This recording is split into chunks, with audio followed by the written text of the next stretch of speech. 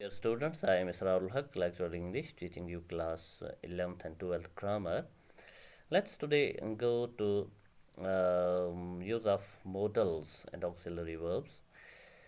Auxiliary means helping verbs. Auxiliary means helping verbs, and modals are those helping verbs that decide mode of the sentence, mode of the what is to be said, its mode. So remember, we have some primary auxiliary verbs. Primary auxiliary verbs, those are is, have, and do. You know, all these have their present, past, and past participle forms. Is, was, been, and are used wherever needed. And do, did, done. Do, did, done. And then we have, had. Generally, uh, present and past form is only used of these, rarely past participle form used. And now let us start how we use and then we have other 13 auxiliary secondary auxiliary verbs. Those are shall, should, will, would, may, might, can, could. Then we have need, then we have dare, then we have used to. All these are secondary auxiliaries. And here let's take an exercise how to use shall or will. Remember, generally with first person I and we, in assertive sentences we use shall, and with second and third person singular plural we use will. This is an ordinary way to remember. And then if it is question, अगर सवाल है तो आप हर हाल में आई और we के साथ यानी फर्स्ट पर्सन के साथ शैल ही क्वेश्चन में यूज़ कर सकते हैं. Question shell I, will I नहीं हो सकता है. शैल वी ये ठीक है, विल वी नहीं हो सकता है तो क्वेश्चन में. तो बिल्कुल इसी तरह एक और जब आप सेकेंड पर्सन विल यूज़ करते हैं, लेकिन अगर आप इनको अल्टरनेटिव यूज़ करेंगे तो यानी आप फर्स्ट पर्सन के साथ आई वी के साथ अगर आप विल यूज़ करेंगे तो इसका मतलब है ये ऑर्डर है या डिटर्मिनेशन है. तो इसी तरह अगर आप सेकंड और थर्ड पर्सन के साथ शैल यू सॉरी अगर आप फर्स्ट पर्सन आई और वी के साथ विल यूज़ करेंगे, हालांकि आपको शैल यूज़ करना है, लेकिन अगर आप विल यूज़ करेंगे तो ये डिटर्मिनेशन है या ऑर्डर है या आप प्रॉमिस है. तो इसी तरह सेकंड और थर्ड पर्सन के साथ जनरली आप विल यूज़ करते हैं, लेकिन यहाँ पर अगर आप शैल यूज़ करेंगे तो इस यहाँ पर ये ऑर्डर बन जाता है या प्रॉमिस बन जाता है. तो हम देखते हैं कैसे. फॉर एग्जांपल यहाँ पर हमारा एक फर्स्ट जो पॉइंट है, फर्स्ट लाइन है, I wonder whether I dash dash ever see him again. I wonder, I wonder मुझे मैं सोच रहा हूँ या मुझे हैरानी है. Whether I dash dash ever see him again, क्या मैं उसे दोबारा कभी देखूँगा. Whether I shall ever see him again, क्या मैं उसे कभी देख सकूँगा, क्या मैं उसे कभी देख सकूँगा. Whether I shall ever see him again, तो शैल आएगा ये, क्योंकि नॉर्मल सेंटेंस है फ्यूचर टेंस के लिए, तो शैल ही आएगा. यहाँ पे कोई प्रॉमिस या डिटर्मिनेशन नहीं है, तो सिंपली आई वी के साथ शैल यूज़ किया जाता है फ्यूचर में असर्टिव सेंटेंसेस में. Then I promise you dash dash है whatever you want. I promise, मैं प्रॉमिस करता हूँ, हाँ. You shall have, I promise, मैं प्रॉमिस करता हूँ, you shall have whatever you want. तो यहाँ यू के साथ शैल यूज़ होगा. क्यों? ये प्रॉमिस है, ये प्रॉमिस है. मैं प्रॉमिस करता हूँ आपको मिलेगा जो कुछ तुम चाहते हो. तो जनरली हम देखते हैं यू के साथ विल यूज़ होता है, लेकिन क्योंकि ये प्रॉमिस है तो यहाँ पर ऑल्टरनेटिव यूज़ होगा. Then third, nobody dash dash touch it without my permission.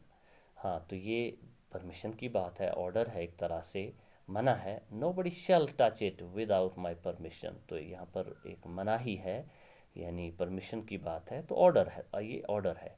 तो nobody shall touch it, हालांकि नो बडी थर्ड पर्सन है तो विल होना चाहिए, लेकिन क्योंकि ये ऑर्डर है तो यहाँ पे शैल यूज़ होता है. You dash dash all have a treat if you are good.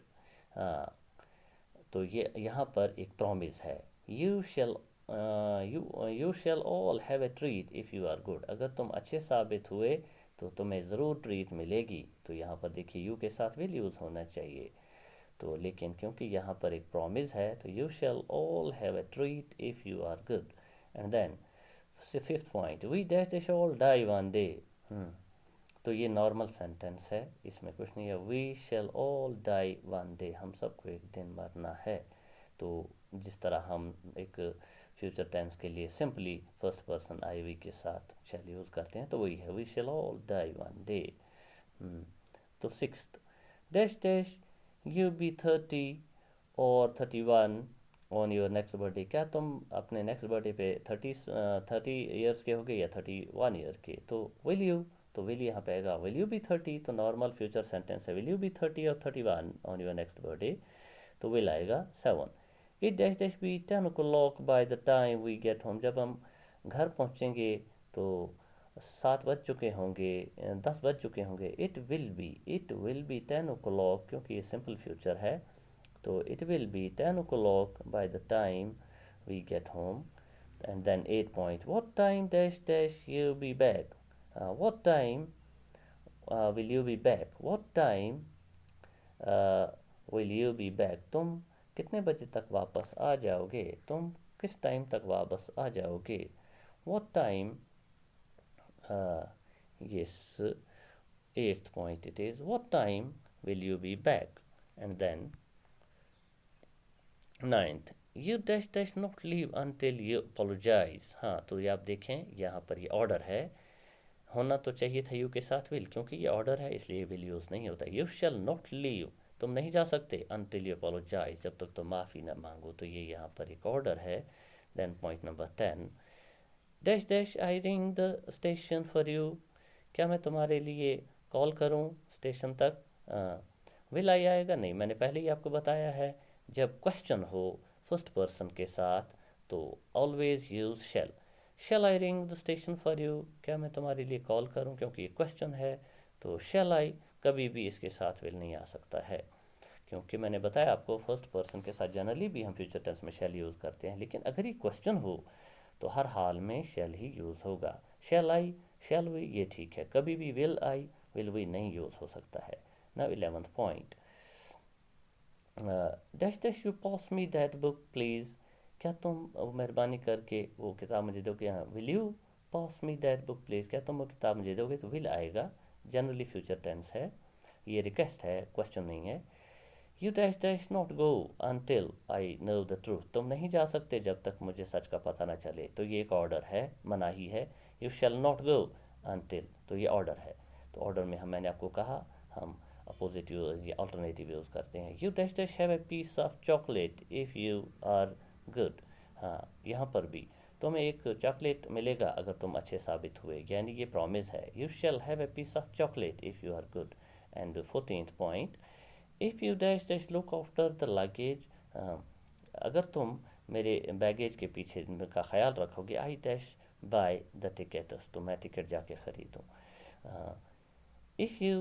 If you will look after the luggage, if you will look after the luggage, अगर तुम लगेज को का ख्याल रखोगे, हाँ, तो सिंपल फ्यूचर है, I will buy the tickets, तो यहाँ पर आप शैल भी यूज़ करते हैं, आई शैल बाय द टिकट्स, मैं ख़रीदूँगा, लेकिन यहाँ पर ज़रूरत नहीं, I will buy the tickets, मुझे ख़रीदने हैं, तो विल यहाँ पर भी आएगा, क्योंकि ये ज़रूरी की बात है, तो मैं टिकट ख़रीद लाऊँ, तो एक ज़रूरत की चीज़ है। So dear students, this is the way how we use shall और will as models. Okay, we close here today's lecture.